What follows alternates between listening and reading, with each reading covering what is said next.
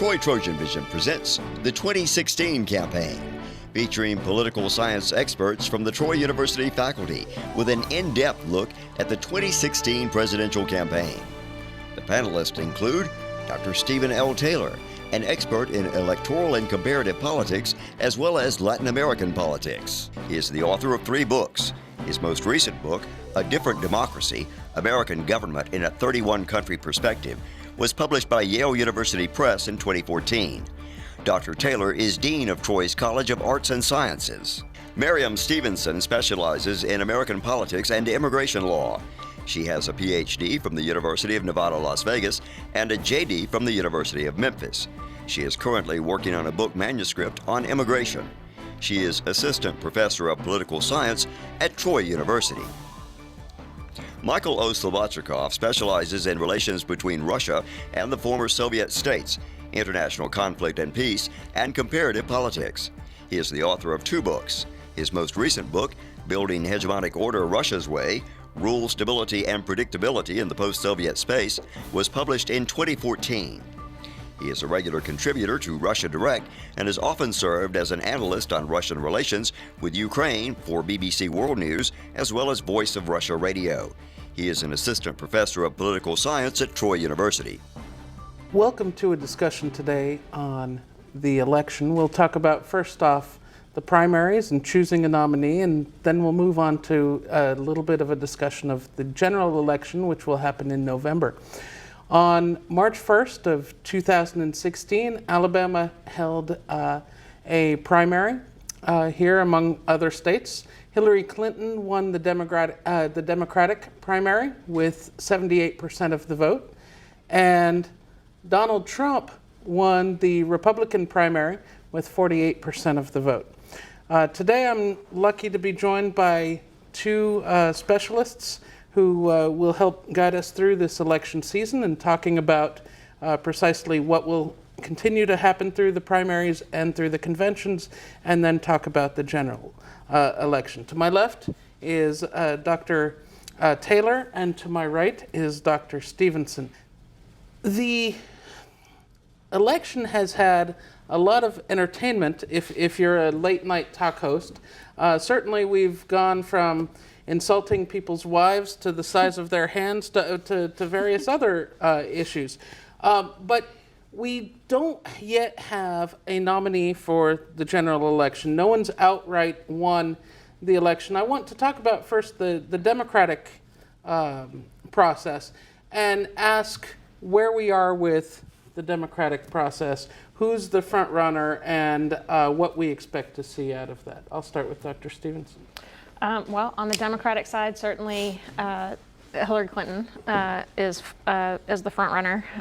There, she holds the majority of superdelegates, as well as the majority of the delegates, and she certainly is the most likely candidate to win the party's nomination this summer. I think if we look at the number of delegates that remain, it would be very, very, very difficult for Senator Sanders to pull ahead at this point. Okay. So even though we don't have a clear winner yet based on the actual numbers, it is more likely than not that she will be the party's nominee. Okay. And who have been the core supporters for Hillary versus Bernie Sanders? Well, demographically speaking, Secretary Clinton has done quite well with African American voters, older voters, I think also women voters, while Senator Sanders has done quite well with the youth vote, and done well in states that are predominantly white. Beyond that, I mean, that's the basic breakdown demographically. Okay. And there's been a lot of excitement from the younger voters about Senator Sanders. How likely is it that if Hillary Clinton does get the nomination, that they'll still turn out to support Hillary again, versus whoever the Republicans nominate? Well, that's an interesting question. I think it is going to turn on who the Republican nominee actually is, because as we know, a large number of younger voters tend to identify themselves as independent, so they do tend to sway back and forth if they vote at all. Okay. So it's likely that their support may not be shifted to Secretary Clinton, and it also may not be shifted over to the Republican nominee as well either.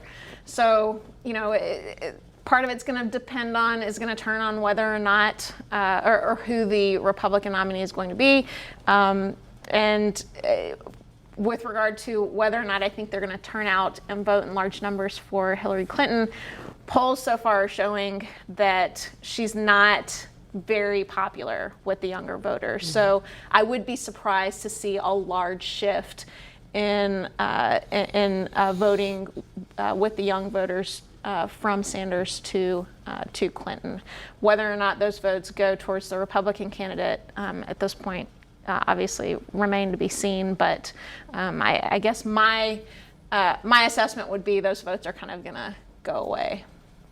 And do you think that Senator Sanders has had an impact in some of the issues of this campaign in pushing Hillary Clinton into having new ideas for the way she wants to govern if she were to be elected, or not? Or do you think she's able to run just the way she wanted to and not be pushed in any direction?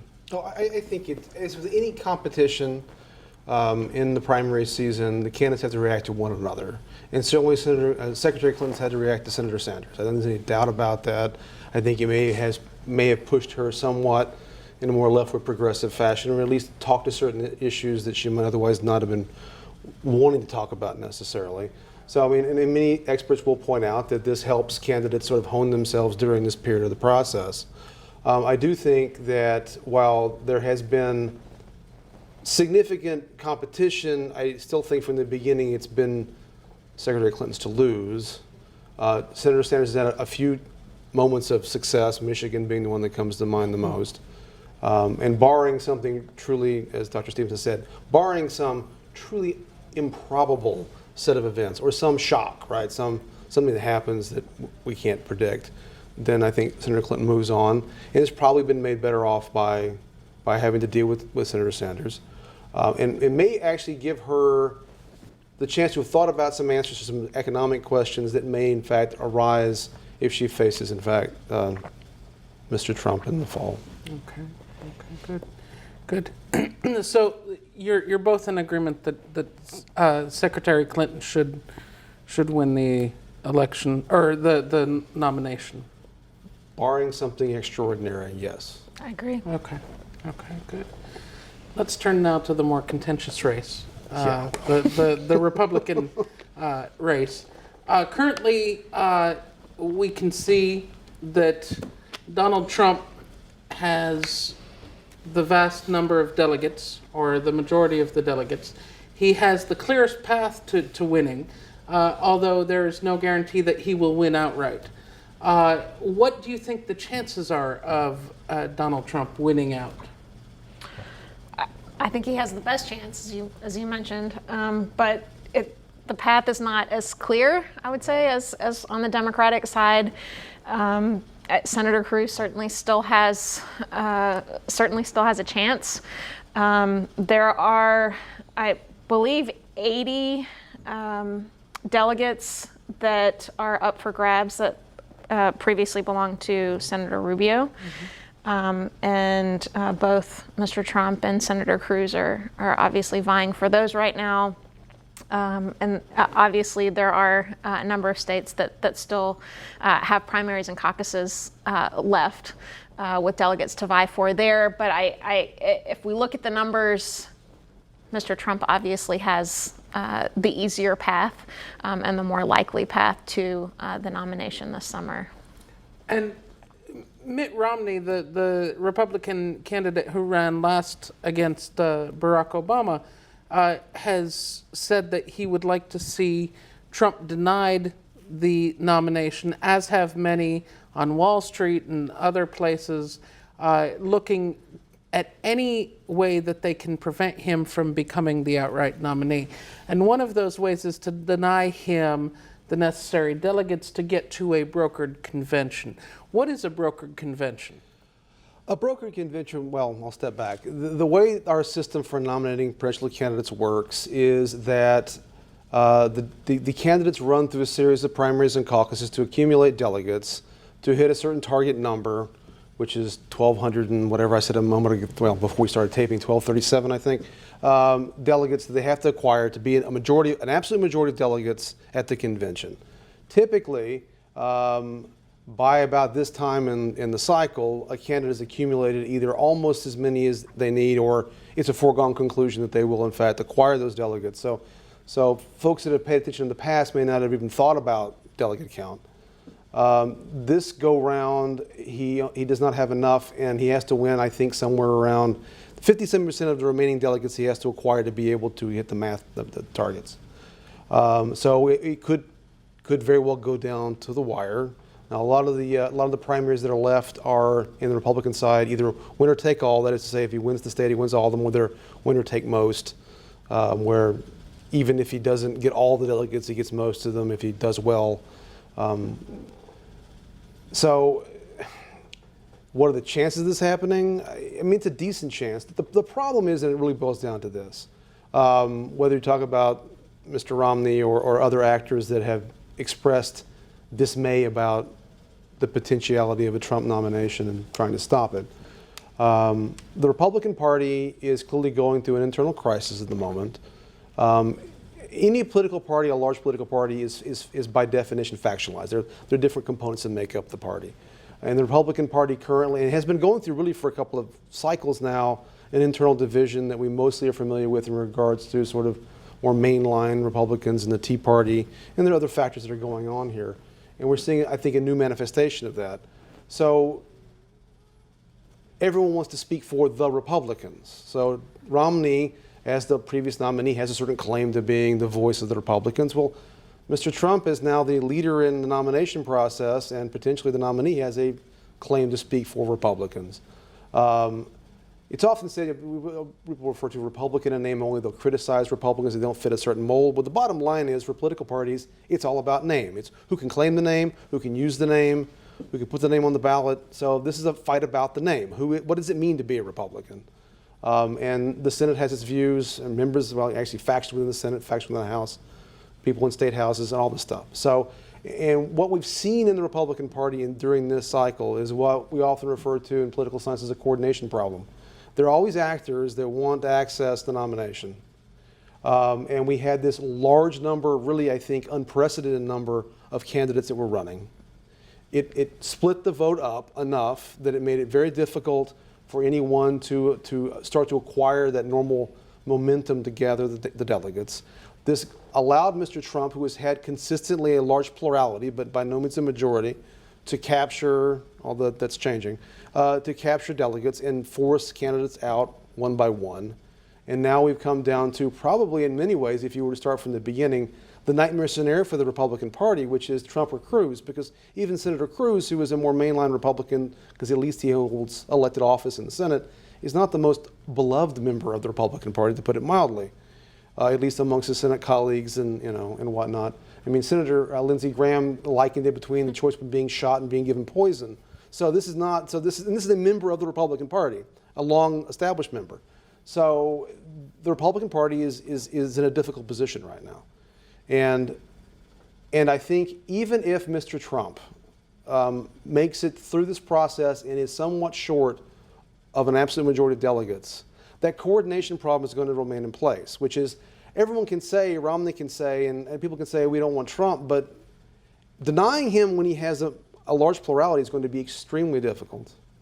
Rallying around Senator Cruz is going to be extremely difficult. So at this point, it's a long political science way of saying, even though the math is not easy, I'm having a really hard time saying, I know the last time we had this conversation, I did not predict that he would be the nominee. I thought the party could coordinate. The party failed to coordinate. And there's a lot of reasons why that's true. And so I think we're in store for Trump versus Clinton in November. Do you agree with that? I do agree with that. That long-winded bit. Yeah. No, yes, I do absolutely agree. There is a small possibility. Brookings came out with a story actually this morning. The Brookings Institute, with regard to whether or not a third candidate or a third candidate at this point, or an outside candidate at this point, could still win the Republican nomination. And it is certainly possible. The problem with that, however, is that the Republicans, as we've seen over the course of the last few months, have been, the Republicans as a party have been unable to rally around one popular party candidate. So, for a third individual to kind of emerge from the ashes at this point, in order to be able to win the nomination would be very difficult. And, we're not really sure who that individual would be. So, is there a possibility that an outside individual could, at this point, still come in and win the Republican nomination? Sure. Is it likely? I don't think so. So it's conceivable that if no one has the number of delegates needed, that they go to the convention, the first round of voting is held, no one has the number of delegates, and then the delegates are released to choose whichever candidate they want. They could conceivably choose someone who hasn't run, right? Well, there's this issue in the Republican rules, which has been debated of late, is whether you have to have won, I think it's 8 states, or 7, 8. I think it's 8, yeah. That you have to have won 8 states. Well, no one's done that except, I don't know, Donald Trump. Right. Kasich won 1, Cruz has won, I forget the number. It's not that, I don't think it's. I think, is it 4? 4 sounds about right. So even under that scenario, I don't know who you can select. Now, there is, again, this possibility that the party could change its own rules. But I really think that while this is, again, a possibility, how do you change your rules if somebody shows up with, he needs a little over 1,200, let's say he shows up with 1,100? How do you change the rules for a candidate that's almost gotten there? I don't know that this is a viable option. Because then you run the risk of, one of the problems the party has right now with all of the situation is, there are a bunch of voters that said they like this guy. Now, whether Romney likes the guy or whether somebody else likes the guy becomes irrelevant. The party has to go to the voters and say, vote for this person. Mm-hmm. So they run the risk of, okay, you can't have Trump even though that's what you wanted. It's like, you can't have chocolate cake, but you can have something else. And we all have kids, and sometimes they want the chocolate cake, and that's all there is to it, right? Mm-hmm. That's a really difficult political position. And I think part of what happens in media discussions is that we do act as if, or at least the media often acts as if someone like Romney really does speak for the party. Well, the reality is in our system, despite all of the sort of long history and what have you, the parties really are a combination of how many voters you can corral to get to the election and the given candidates they're willing to support. And everything else, there's not this complicated party structure that, and it really is about coordinating a bunch of different actors to accomplish a particular task. And Trump is clearly mobilizing his own sectors, and that's the way it is. So recently, Trump warned that if he did not get the nomination, there could be riots or whatever, and that caused a lot of consternation among the party elite. But could we conceivably see, if he is denied the nomination at convention time, that he would run as a third-party candidate, and there would be serious problems for the Republicans? I mean, he certainly could run as a third-party candidate or as an independent candidate, and he certainly would have the support in order to be able to participate in the debates, for example, in the fall and things like that, because there are rules with regard to that. So he certainly has that support where we could see him as a viable third-party or independent candidate. The problem with that for the Republican Party is that it's going to fracture the party even more.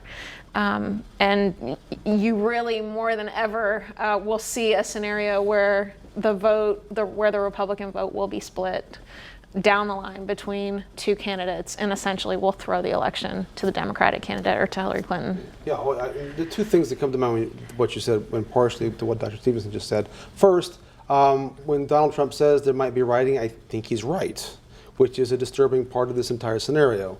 But I think that there could be a substantially negative reaction if the party. That's another reason the party. I think when push comes to shove, they can talk now about changing rules or having another candidate. Doing it will be a lot more difficult. Mm-hmm. In regards to the third party scenario, I mean, sure, Donald Trump could go off on his own. I think at this point, and there's often a lot of talk about third party candidates, but Dr. Stevens is correct. Any third party scenario that one can come up with is one that's going to fracture the Republican vote and will give Secretary Clinton or whomever the nominee is, but almost certainly Secretary Clinton, the presidency. And there's also this alternative scenario that I was reading about, and I can't recall. It was a political scientist, I think, but it was in the popular press, pointing out that the alternative actually is for more conservatives to run a third party to do that intentionally, so as to cause. If the party wants to salvage itself, the party has sort of two routes right now.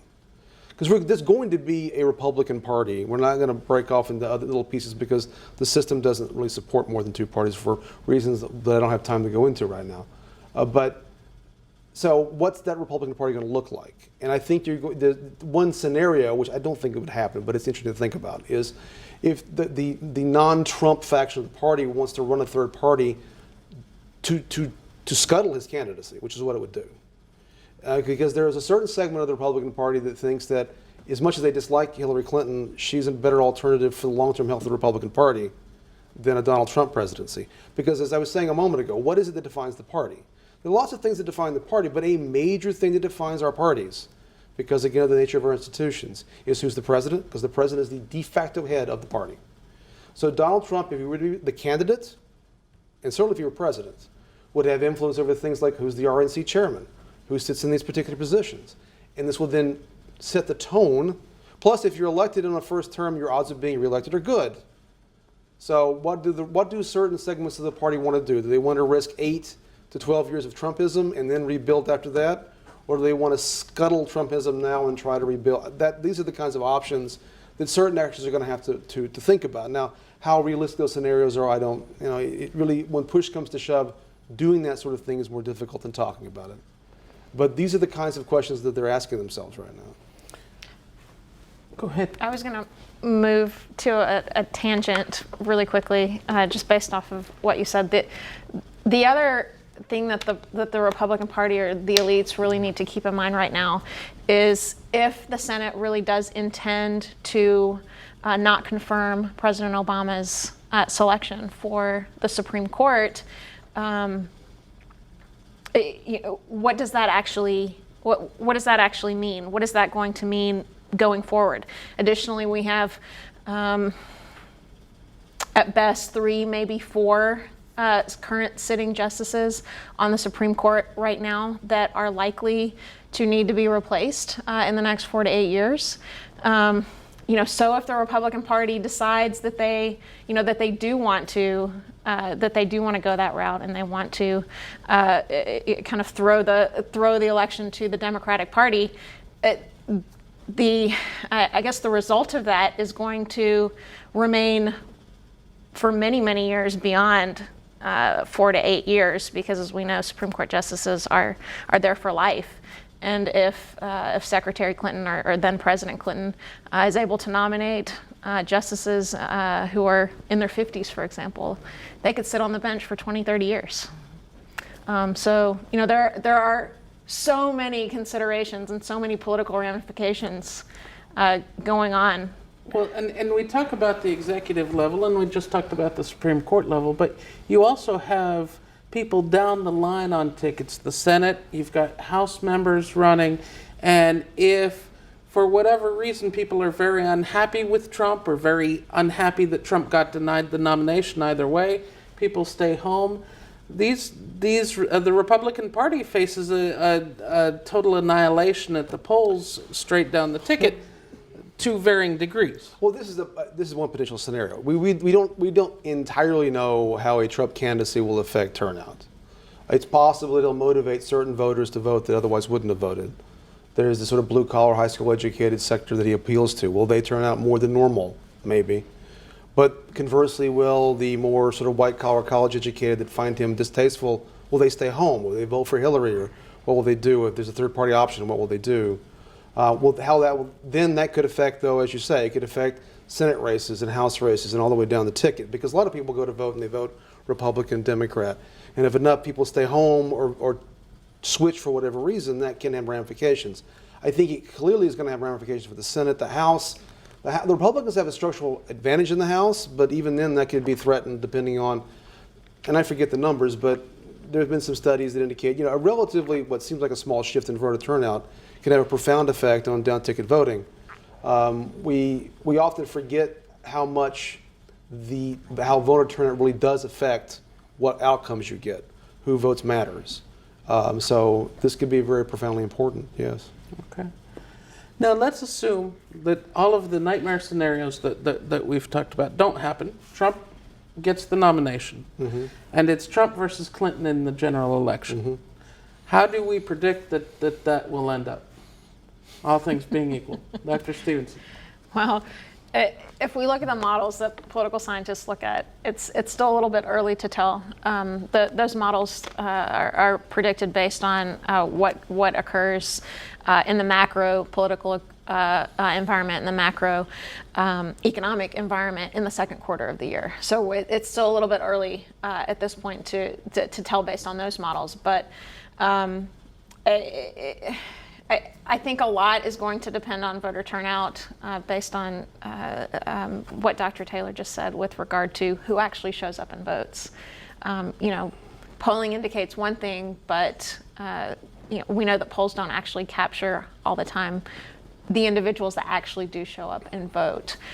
So at this point, too early to tell. Early to tell? You're not willing to voice a projection here? I will say I will not be surprised if Mr. Trump wins, but I'm not predicting I'm not willing to go so far as to predict a Trump victory, but I would not be surprised. Okay, so you would not be surprised if Mr. Trump pulls off a victory in the general election against Hillary Clinton. That's correct. Okay. And I know I'm going to get a big disagreement. No, I don't know. I mean, part of me says that this has been such an atypical cycle that it is difficult to say. Although by the same token, I think that deviation is about coordination problems at the Republican level, and also we're still talking about a very small slice of the electorate that turn out of primaries.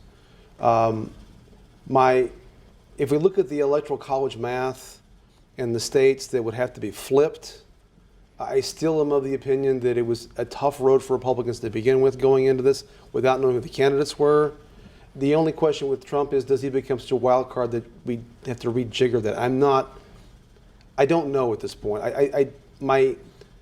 Part of my brain says that no, you still can go with the basics and the fundamentals remain the same, and I have a hard time for him seeing him winning some of these states that he would have to win. But then part of me says maybe he does mobilize voters that would otherwise wouldn't. But that's so hard to do. It sounds easy. It sounds easy to say he's exciting or whatever the case may be, therefore people will show up. Getting people to actually show up is hard. And I would further point out that our electoral system, or our electoral calendar more accurately, we have Tuesday voting for reasons that I won't get into. That means that guess who has the hardest time voting on weekdays? Working class people. Who appeals to Donald Trump? Working class people. This could affect their ability to even vote. So there are all kinds of factors that go into this that are hard to predict. And it partially boils down to, I think, do Republicans who currently say there's no way I'm voting for Trump, do they talk themselves into he's better than Clinton? That becomes part of this equation. Because there's two scenarios. There's one that's a relatively normal election, and I think Hillary wins that. There's one where, and another one where there's really depressed Republican turnout, and it does very poorly for the Republicans. And there's this weird one where Trump actually wins. That one still strikes me as odd, but it's not crazy to say that. I mean, not at all. Okay. Well, in other words, I guess we'll all have to tune in to tell. Thank you so much today. To watch this and other Troy Trojan Vision programs online, visit our YouTube page at youtube.com/Troy Trojan Vision. To find out when programs will be on our cable channel, like us on Facebook.